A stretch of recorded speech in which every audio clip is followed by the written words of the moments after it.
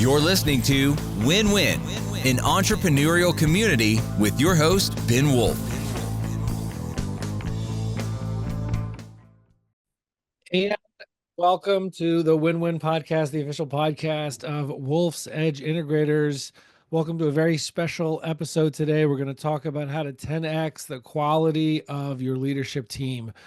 Our guest today is one of our superstar team members, our superstar number 2 leader / integrator / COO / president, April Stercula. Welcome, April. Thank you, Ben. That was a very nice introduction. I appreciate that. Well, April Stercula is definitely the coolest one that you'll ever meet. And so, yeah, we got some very exciting work that we're always doing together. But what I'm hoping that the audience, the viewers and listeners of this episode can get out of it is to leverage a little bit of your understanding that they can apply in their own businesses who want to 10x their leadership team. Yeah. So before we, obviously I have a few questions I want to get into on that topic, but before we do, can you just give everybody a little context of kind of where you came from? What's your background? How'd you get into this? Yeah, so I have been a C-suite executive at both Fortune 100 companies as well as some smaller enterprises. I've been a chief of staff for a fast-growing, high-margin SaaS company and the owner of my own tech business. And I pretty much touched all aspects of business from, the sales and the marketing on the front end, business development, through to operations, client services, even systems development. I've had oversight for, and finance, HR, admin, IT stuff. So I've touched every aspect of business. And coming from that big business background is what I was able to do and love doing is bringing that big business acumen to entrepreneurs. And still allowing them to be entrepreneurs. And I was introduced to an entrepreneur many, many years ago who needed some help scaling his business. Anyway, and it was that was my consulting kind of gig and enterprise was born. And I've pretty much been doing that ever since. And I just love helping companies scale and grow. Yeah. Awesome. And one of the ways, and this ties in nicely to what we're talking about today, one of the things that's necessary for anybody to scale and grow is for the owner not to be the only one who's driving things forward. Exactly. You have to have a leadership team. You have to have a group of people, hopefully smaller rather than larger, hopefully, 3 to 5 people, yeah. Sometimes more, sometimes less, who can be independent drivers of their functions of the business, not need to be babysat, not need to be driven, but independent drivers and owners of their function of the business. But before we talk about like what it takes to 10x a leadership team to become a group of people who are doing that, what does it look like before that? Like, tell a story or two of what some leadership teams have looked like before they, while they needed to 10x their quality and their effectiveness. What do things look like when you don't have a 10x leadership team? Paint us a picture, some gory details. Like, what does that look like? Yeah. So a lot of times I'll come into organizations and they look like they're on the precipice of that hockey stick, right? You can see where there is the potential to really grow revenue. And what I see is for the companies that I've been working with is a lot of the leadership team is homegrown. They've been around since the company started. And maybe these companies have been in business 10, even 20 years. And there's nothing wrong with that. However, is when you get to a certain scale and a certain place, is what's needed to take it forward may not be the same skill set that was needed to get it to where you are today, right? So there has to be just a recognition of that, a real honest assessment of what do we have? Okay, so you go in and you say, okay, what do we have? A lot of times too, there's no focus on on measuring success. So there's no person really in charge of finance. I find that function is usually a lot of times lacking.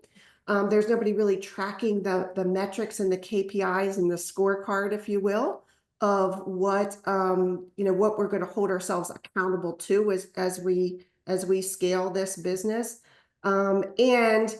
And I also find that people are the leadership team has been very focused on, and as you know, growing a business, you're very focused on client success and client satisfaction. And sometimes you bend over backwards, especially in the early years for those clients. And what they're starting to do, they've got a lot of customization and a lot of kind of these one-off processes that I see that I'm like, oh, that's not going to be really scalable, right? So the leadership team can be, when I walk in, sometimes we're lacking some key functions. I feel like sometimes we're lacking the scorecard to take it to the next level. So we really have to do a strong, and I think even the plan, the vision is sometimes there. The visionary has the vision. And again, I can even see where that hockey stick is possible, but the real plan to get there, the milestones laid out, who's going to do what, and some discipline around that process is usually lacking as well. Did that paint the picture of the before? Yeah, no, that's good stuff. And you talk about okay, so now let's say let's say you're a business owner watching or listening to this. Like, you have a leadership team, your business is in a place where you started to outgrow maybe some of the members of your leadership team, or at least the current functioning of the Yeah. members of your leadership team. Maybe they Yeah. could grow into it, Yeah. but you're kind of stalling out. It's not going with as much forceful forward motion as in your heart is Yeah. possible. Yeah. And so, okay, you've got the situation, you got a 10x your leadership team, talking about quality, not quantity, because bigger is most definitely Not not always better when it comes to the size of a leadership team. I right. mean, there's a right size, but bigger is not better. Right. If a 5-person team is good, that does not mean that a 10-person team is better. It's decidedly worse. But what, so what's your approach? What are you telling owners who are in this situation? What's the approach that you take? I mean, coming in as a fractional number 2 leader, fractional integrator in businesses, what is the approach that you would advise them to take in charting a path forward? Like, okay, how do we get from here to that 10x leadership team? Yeah. What's the path? And I think this is going to sound a bit self-serving, so I hope our listeners are okay with it, right? But it is, and Ben, you and I have been on lots of calls with potential clients and clients that have converted. And the things when we're most successful is when those visionaries and those CEOs recognize, and I don't know how to move this forward. Like, I am stuck and I need help. To me, that's the biggest first step ever, right? And so And what is what does the opposite look like? is they keep just churning, churning, churning, churning. They're hitting their head against the wall. They're starting to put their foot on the gas, but some of the wheels start to fall off that drag racer. They're burning through people. People are not happy, disgruntled. You start to get a few more customer complaints coming in, and that can mushroom. And as hard as you push, like just pushing harder doesn't mean that you're going to get the results. It's just like you said, just doubling the team doesn't mean you're going to get double the results. This is about taking a step back and being very smart and intentional for the path forward. So I think it's really important because I also think that we talk to a lot of leaders and visionaries. You and I had one the other day where they're almost feel embarrassed to talk about this and admit that out loud. And I really think that is the first real step in this journey. You agree? I don't, yeah. I mean, I feel like I'm Yeah. I mean, emphasizing it, but it's really important. yeah, I would say coachability is key. Usually when I'm talking to business owners, we're talking about it in light of their team members, Right. right? Is that, hey, does that team member have the ability to grow into a high functioning Yep. member of the leadership team Yep. who's fully Yep. owning their function of the business, or are they tapped out, right? Are they not going to be able to become what the business needs them to be? Yep. And I was just sharing with one of the business owners, I think it was with another member of our team that we were talking with a couple days ago, and I was talking about coachability, right? And somebody who really wants to grow. They don't think, oh, I don't need you. Why do I need some kind of outsider? No, like it's the Yeah. same thing for it's the same thing for the team member. They need to want to grow. They need to want to receive from someone who's done this before. If they're going to be successful, then they can. Then, ironically, those who recognize their limitations, that hey, we're homegrown, as you called it, and Yeah. we haven't necessarily seen what that much larger picture looks like yet. um, can't all base that on what we've seen so far, and are willing to and want to learn. They'll be successful. But you're making a great point, which is that it's not just those leadership team members. It really comes down, most importantly, to the owner themselves. If he or she, as you're saying, wants to, knows what they don't know. I mean, Mhm. knows that I haven't done this before. I'm not sure what it takes. Right. They're going to be much more successful to get there than someone who thinks, oh, I know what it takes. I just wish people would do it.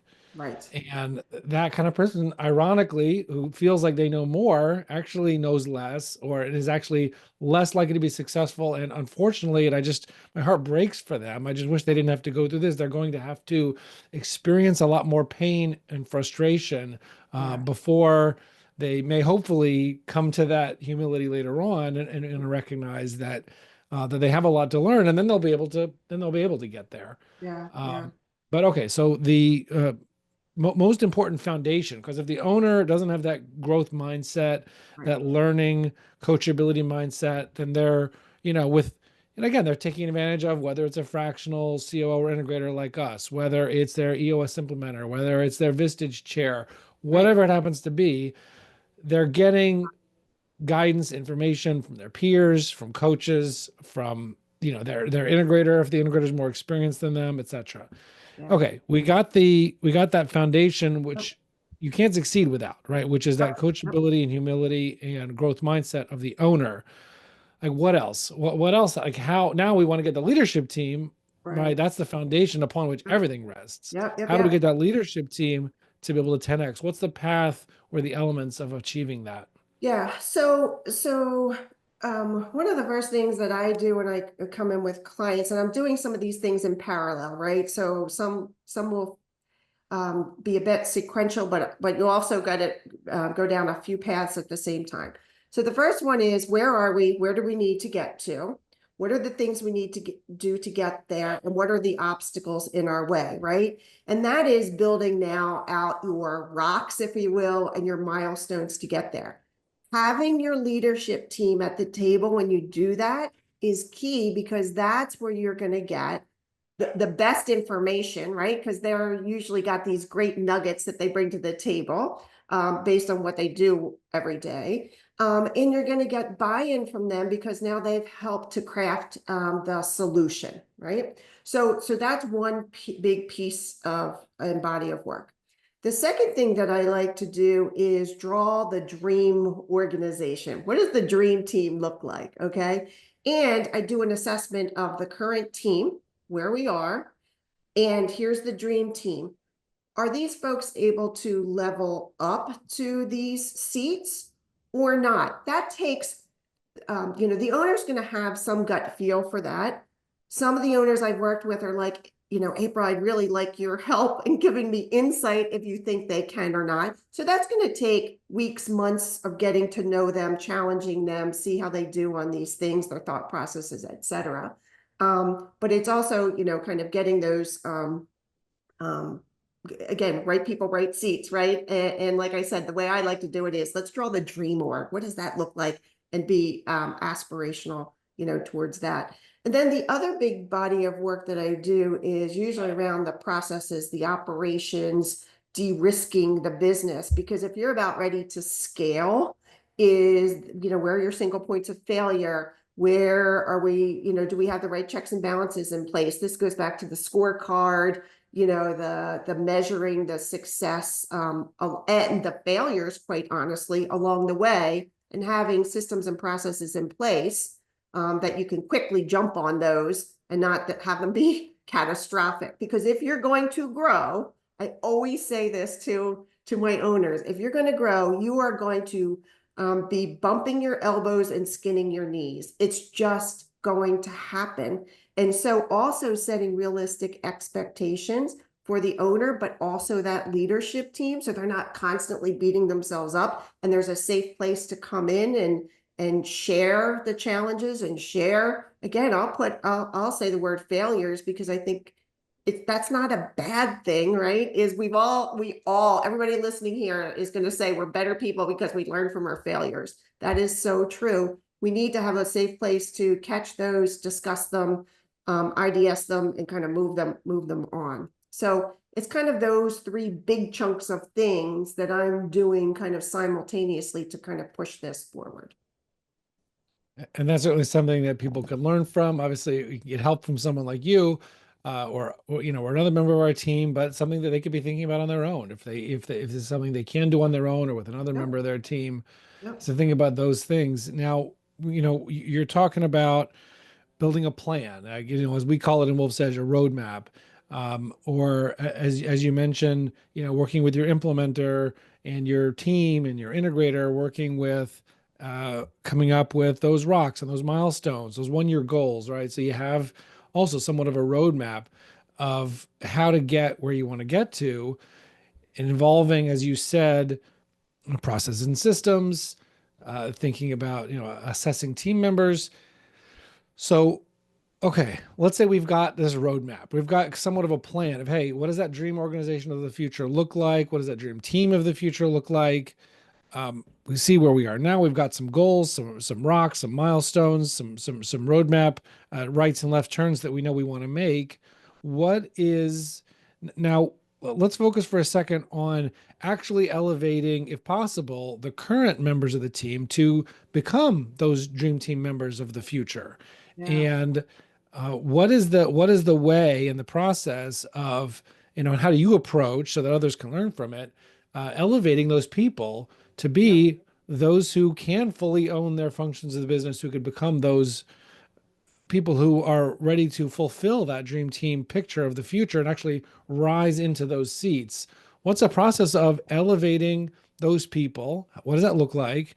And also, what happens when we see that maybe someone is not going to be able to get there? They might be extremely valuable in another place in the business, where, maybe a seat gets slotted in above them and they stay where they are, and because they're highly effective in that role, whatever it is. But like, what is the path to elevating people, and and how do we know when they're not going to get there, and what happens then? Yeah. So if we talk about that, the roadmap, the rocks, the milestones, et cetera, is the first place is making sure that they have clear understanding of what they're being expected to do, right? Because nobody's going to be successful if we haven't clearly articulated what we're expecting of them, and helped provide them with a roadmap for how to get there. And the tools and the support they need. Okay, so what does that look like? So once we make sure that everybody's clear on their particular rocks, their particular milestones, and their particular scorecard of what's going to equal success for that role in that position, they're off and running, right? So weekly, in addition to having a weekly leadership team, is I meet one-on-one weekly with each of those leaders. And the time is divided. I'm not going to give you percentages because it can vary from week to week.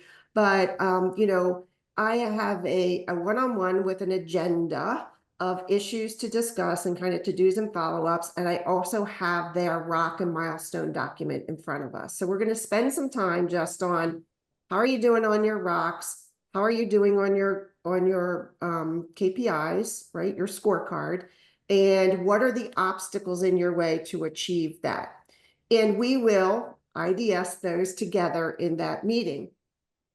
One of the questions I always ask too is, what is the most important thing for us to talk about? So make sure that they're any issues that they're feeling, pressures they're feeling get surfaced quickly, and we talk about that. And I share very open and honestly my observations with them too. Is look, it doesn't feel like you're delegating enough here. You're holding on to, as an example, right? You're holding on to so much. Look, those milestones aren't moving forward, and you've got a whole team out there, and your name is listed in every milestone. That's not going to work. How are you going to delegate, to your team? So whatever is the issue that I'm seeing is I'm going to jump on it as soon as I see it. If I'm in a meeting someplace else and I see it, I always have my one-on-one agenda for that person. I go right into that one-on-one agenda and make myself a note so that I can share with them the behavior that I observed and give them feedback as quickly as I can in real time. And then we'll work on that. I had a one client, for example, that he was very much a perfectionist, and he recognized it. And as a result, he was holding on to work and reviewing way too much work. And he was struggling to kind of delegate and provide the feedback that he needed to the people that weren't doing it as well as he was. The way that I worked with him is we worked through the book Fierce Conversations, one chapter a week. So we had a book club, and Right. And each week he would share what he learned from that chapter, and we would talk about then how he was going to incorporate that into his week coming forward, and then we'd check in the following week. We were still doing his rocks and his scorecard, etc. And we carved out enough time, this is an hour call, to also spend time on that. And I am telling you, he and I worked over the course of probably 6 to 8 weeks on that. And if you ask the folks that he reports into today, and this was just in the fall, is they're going to say, oh my gosh. And for him, he feels like there is a weight off of his shoulder because he was holding everything. And now the percentage of work that he reviews is way down because he's given the candid feedback. The quality is better, right? And he's let go of a little bit of that perfectionism as well. He had to back off of that too. But we still have measures in for quality of the staff, et cetera. So we're not sacrificing quality, right? We're just doing it differently. That's so cool. And there's so much that people who are watching or listening to this can learn and they approach with their own team. Yeah. So that's beautiful. What about where we're working with somebody, we try to make expectations clear and we see that they're just not able to get there. They're not able to be the kind of leader and manager that their team, that the business needs them to be. What does that look like? How do you approach that? Yeah. So we always want to make sure that I can look myself in the mirror, the owner or founder can look themselves in the mirror and say, we gave this person a fair shot, right? Is we were clear on the expectations, we followed up with them, we gave them the tools and the coaching that they needed. And you will get to a point, and it varies depending on the role, the person, how long they've been with you, et cetera. 3 months, 6 months, 6 months feels like such a long time to figure that out. But you'll find that it's just not work. They're not achieving their goals and hitting the milestones. People are maybe disgruntled, or their staff is just feeling like they don't have direction, whatever it is. You're getting all, And so now it's time to have that conversation. To your point earlier in this conversation, Ben, I think you said something like, look, maybe you find a different home for them, or you're going to bring somebody in over top of them. Maybe it's just time that, you parted ways. And I think you need to think of that and that's the most humane, fair thing to do at that point. The other saying I have with a lot of my owners is visionaries is, and they know it is, this is not usually I'm working with for-profit companies. So I can say to them is, you're not running a nonprofit company. Like you don't feel like you have to be so nice. I need to give this person a paycheck, even though they're not performing in their job. You've got to let that go. So then I'm assuming then at that point over these months, you've had the conversation where there are performance plans. People have different versions of them, right? But it's very important to me that if you get to that point, that it is in writing so the person knows how serious the situation is. Again, you've given them clear direction on what they need to do to improve, and you've checked and you've been consistent in the monthly checkups of where they, have not met those expectations. And then they know the consequences that happens after, you call it people call it the 3-strike rule, whatever you want to call it, but that they understand those consequences. So when you get there, it's not a surprise. It should never be a surprise. And then you make that decision. Sometimes I find it hard to move them. If they're a senior leader, I find it hard to move them into a different role or, bringing somebody over top of them. I don't see where that usually works well. You're inevitably going to part ways. Like if it didn't happen then it's going to happen 3 months or 6 months from now. So I'm kind of like the rip off the Band-Aid person. And that is not said with, any kind of callousness, because like I said, you've worked with them. It is not a surprise, but then it's time to part ways. Right. And you mentioned that, we can only do that if we could look ourselves and our CEO in the eyes and say, we gave this person every chance. Like they had the tools they needed to succeed. They had expectations were clear. They weren't ambiguous or secret, or they should have known. Like that a lot of owners will sometimes say like, oh, they should have just known. They should have known. No, we have expectations that are explicit and clear. We've given people the tools they need to succeed, the coaching, or mentoring they might need to succeed. And if with those tools, if all, with the right tools in place, they still can't do it, then why is it that it is sometimes important to move a substandard performance leadership team member out? Why is that important if we want to have if we want to 10x the quality of our leadership team? I have an example right now, and I think, an owner may be close to just a decision like this.